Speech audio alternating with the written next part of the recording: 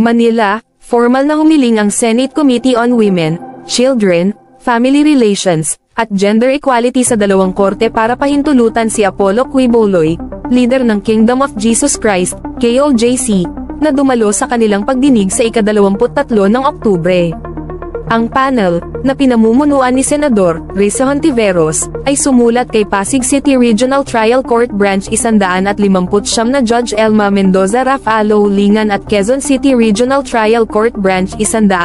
na Judge Noel Perel, na humihiling sa presensya ni Quiboloy sa kanilang patuloy na investigasyon tungkol sa mga umano'y krimen na kinasasangkutan ng mga kababaihan at bata na miyembro ng kanyang relihiyosong grupo.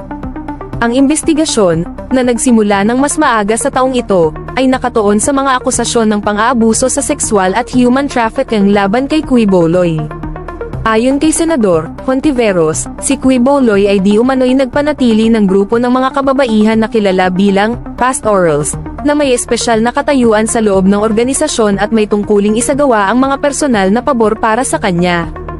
Nauna nang nagsagawa ang Senate panel ng mga pagdinig noong Enero, Pebrero, at Marso ngunit itinigil ang kanilang investigasyon habang naghihintay sa pag-aresto at pagdalo ni Quiboloy.